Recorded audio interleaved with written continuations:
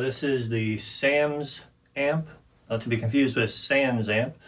I built this amplifier for my friend Sam. He's a wonderful artist. He's a pop punk guy. He can do anything, but he typically does pop punk. And he needed an amplifier, a guitar amplifier, mainly for recording, but also for stage use. So we built him basically an AD30. You can see we have an orange cabinet that he paired with it. It has a few features, all your standard stuff, right? It's got gain knob, master volume, mid, bass, treble. Yes, they are out of order because your boy messed it up. But we have a couple buttons here. So this yellow button is high headroom. So that basically raises the power rail.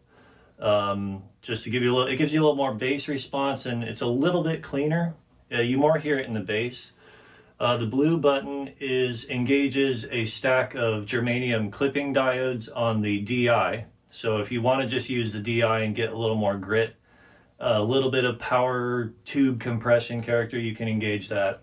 And the red is a mute. These are all arcade buttons and very fun to use. You can hold this guy down. He has a couple modes, which I'll include in the manual. But if you double tap, it'll go to like a little screensaver.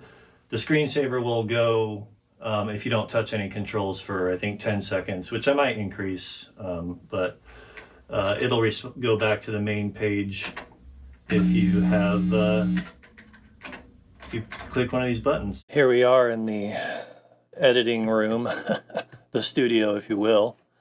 I have recorded a few demo takes here. 3 different gain stages. We have a clean, a edge of breakup, and then just gain maxed out. So I'm just going to run through them here, but I did want to talk a little bit about something I had to do. So this amp does have a little bit of resonance at 2.3K, which I suspect is normal for most mic'd situations. So I'm just notching that out, 4 dB, 12, Q of 12, so it's pretty subtle. So we'll go ahead and just listen to these, but just know that I'm notching that out. But that's the only processing we're doing. Everything else, flip the phase of the DI, that type of thing. We'll listen to all of them, and then we'll listen to each mic.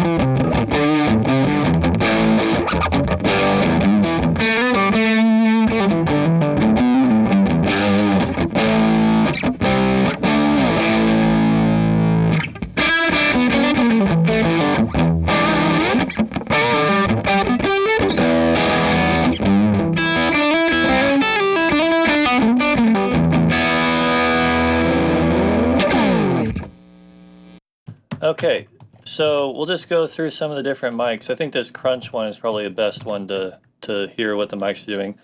I'll throw up a picture of the mic situation. I didn't take a picture of the room mic, but it's out in the other room, which is why you heard some like little clicks here and there because my wife was walking around. But that is out there. It's just giving a little bit of reverb basically. But I have a 45-degree angle and a straight on 57 and then the DI. So this is straight on.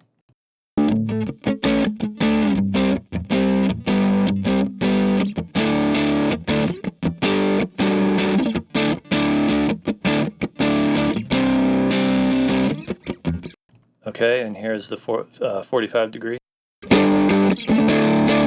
They're at different levels because I mixed it, blended them, but here's 45.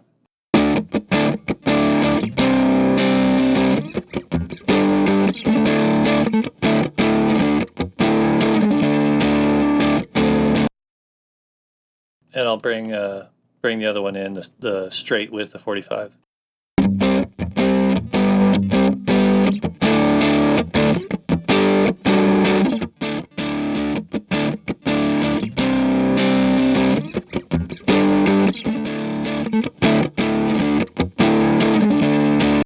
I find the 45-degree angle to have less high end.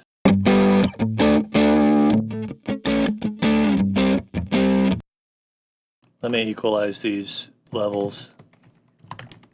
So here's 45. You'll see me flip between them here.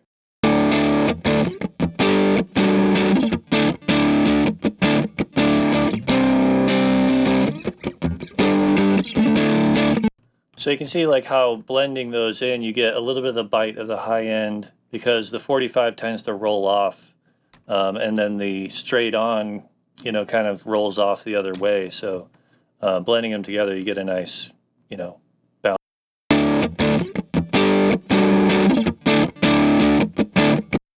Okay, and so here's the DI. Now the DI in this amp was designed to try to closely mimic what's actually happening. Now, you can't mimic power amp, power tube and speaker without some fancy reactive load type of situation. We didn't have room for that, and quite frankly, we didn't have enough metal to absorb that kind of heat with a 30-watt tube amp. So, but I did add, some low-pass filtering, things like that on the DI to try and get it to be a little bit closer to the actual thing. And also we're tapping it off of the output of the EQ, so it's very much in phase, maybe not in the time domain, but in the frequency domain, it's very much in phase with what's coming out of the speaker. So here's the DI.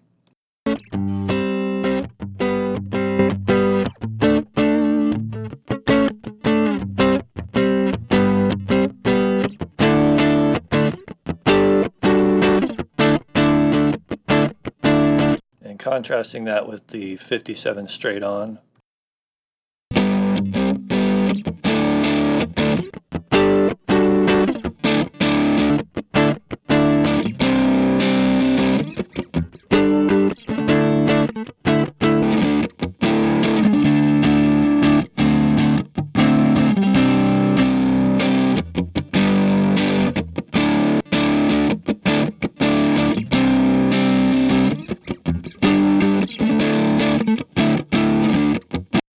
What I find about the DI is, obviously you could put it into an amp sim and that's great. You get the crispness of the preamp distortion, but you also get the EQ and tonal curve that you have on the amp.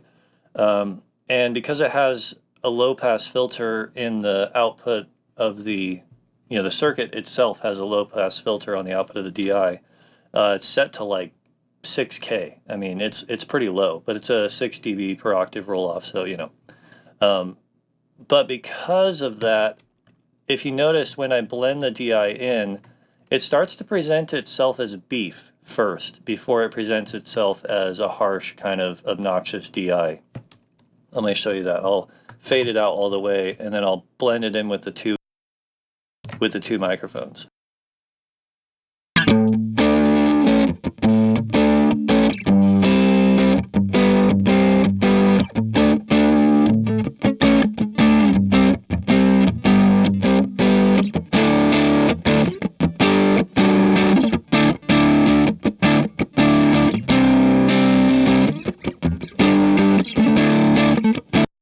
So you see how it, if you have like a really crazy distorted, like, you know, bridge pickup, kind of mid-rangey and sort of thin, you can blend this DI in and it will give you some beef. And you could even, you know, roll off even more highs. So that's, I'm really happy with how this DI turned out, and I can maybe throw a screenshot of the circuit up, but it's pretty standard MOSFET MOSFET source follower, you know, that type of thing. So yeah, and then we have the room mic. The room mic's just for gimmicks.